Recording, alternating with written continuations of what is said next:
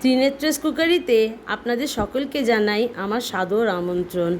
আজ আমি আপনাদের জন্য নিয়ে এসেছি জিরে মরিচ বাটা দিয়ে মাগুর মাছের ডালনা।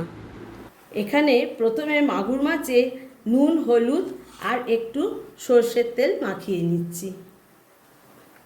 প্রথমে সর্ষের তেলে মাগুর মাছগুলো ভেজে তুলে নেব।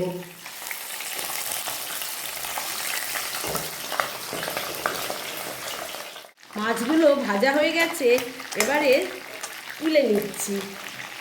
আপনাদের অনুরোধ করছি একটা লাইক দিয়ে একটু ভিডিওটি দেখুন। মাছ ভাজার তেলেই আলুগুলো ছেড়ে দিচ্ছি। এটা অনেক পুরনো দিনের রান্না, আমি কিন্তু আমার মতন করে আপনাদের আজকে দেখাচ্ছি।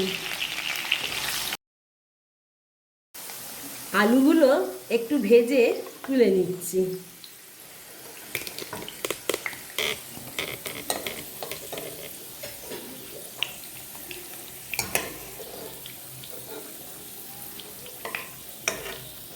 এবার সেই তেলেই একটু তেজপাতা, শুকনো লঙ্কা আর অল্প একটুখানি জিরে ফোড়ন দিয়ে দিলাম।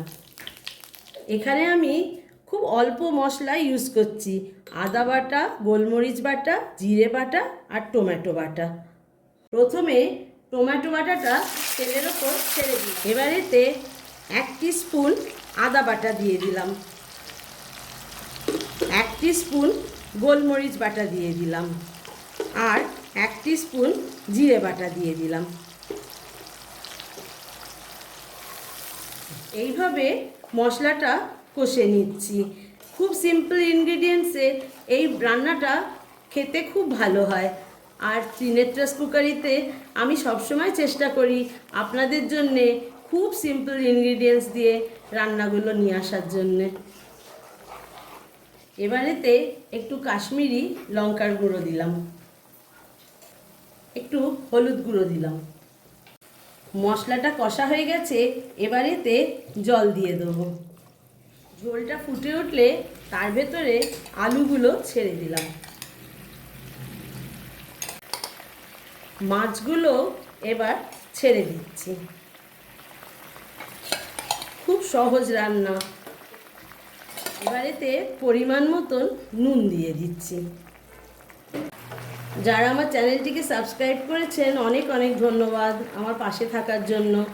যারা আমার চ্যানেলে আজকে নতুন, একটু আমার পুরো ভিডিওটি দেখবেন, দেখে একটু সাবস্ক্রাইব করে দেবেন আর আমার এই চ্যানেলটিকে এগিয়ে নিয়ে যেতে একটু সাহায্য করবেন। এবারেতে গরম মশলা ছড়িয়ে দিলাম, একটু ঘি দিয়ে দিলাম। এবার পরিবেশন করে আপনাদের দেখাচ্ছি। আমার ভিডিওটি কমপ্লিট হয়ে গেছে, আপনাদের কেমন লাগলো একটু কমেন্ট সেকশানে লিখে জানাবেন, একটা লাইক দেবেন, একটু শেয়ার করে দেবেন। এতক্ষণ আমার সঙ্গে থাকার জন্য অনেক অনেক ধন্যবাদ।